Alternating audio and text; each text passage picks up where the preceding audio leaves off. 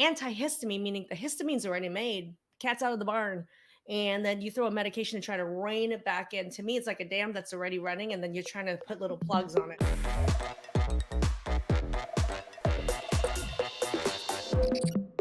I want to highlight a comment by Dawn, who said she's been diagnosed and treated by an allergist for 7 years with medications and more medications, and the medications are making her worse. So Yeah. you're throwing new medications then at that problem.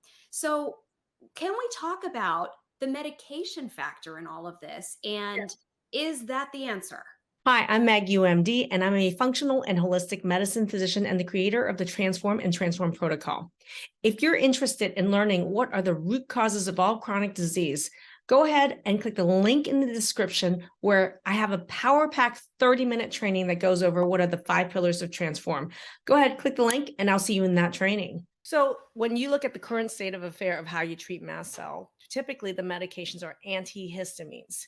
So you can look at Claritin, Allegra, you can look at Ketotifen, you can look at a lot of these classes of medications. They're there. Antihistamine, meaning the histamine's already made, cat's out of the barn. And then you throw a medication to try to rein it back in. To me, it's like a dam that's already running, and then you're trying to put little plugs on it, and there's already broken places all over the place, flooding the entire behind it. And you say, I'm going to give you an antihistamine right now, right? So it is not very effective because that histamine rush is so big. It's very overwhelming, right? And so therefore, no cause analysis. If you don't stop it at what's coming in to feed that in the first place, you're in the back plugging a dam that's broken. That's the state of all these medications as antihistamines. Now, there's another class of medication. They're called H2 blockers. So there are medications like Zantac, Pepcid. We even give it to kids with all these allergy problems. Here's the problem, okay? While they do work to decrease to block the production of histamine, there's a dark side to those medications. They shut off stomach acid. And you have just told us what is key to solving this problem. Digestion, right? So we actually give a pill to somebody and kids with this problem to stop one of the first and most important step in digestion. And then we wonder why they're worse, not getting better, and having other problems with low stomach acid. And Yeah. yet, when you try to bring that up to a doctor who is trying to give you that medication, forget about it. Well, and I want to show this really briefly, another science. And if you want to take notes, everybody. Look at these just 6 major steps in digestion. And you could think about each step in digestion is designed to take big pieces of food and allergens and break them down to smaller and smaller and smaller pieces. Every step is critical. And even if one step is broken, what you're going to find is you can't break down that food into smaller particles. Really small particles are easily absorbed and are less allergenic. So, by the mere fact that someone has a lot of allergies, I can tell you, you can work backwards from that problem and you're going to see their digestion sucks. One or more of these steps are broken. Notice step number 2 is stomach digestion with acidification. Acid is one of the best defense against histamine production and allergy load.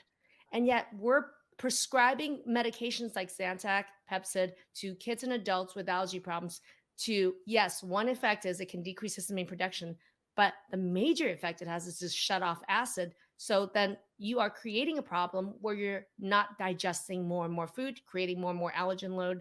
So it doesn't work. It's causing harm. So people want answers. They want to know, hey, if I'm in this situation, what can be done? Karen is somebody who said she was on acid blockers for years, got Yeah. off them, obviously was concerned, but then went and had her GI test and was told you need to get back on them because you're setting yourself up for perhaps cancer, Barrett's esophagus, or something like that. And what is someone to do then? This goes back to the food mapping system, right? So for me, a lot of focus around this. This is where people have been on the phones with us, talking to our team. And by the way, talk to us, book a call with our team if you want to learn more about this. But what I hear by and large is then people are left on their own because their allergist is not helping them. The GI is not helping them. Primary care, their specialist is not helping them. So they're like, it has to be food allergies, right? And so the focus becomes all around how can I go an elimination diet and eliminate all these foods that are possible allergens? They get sicker.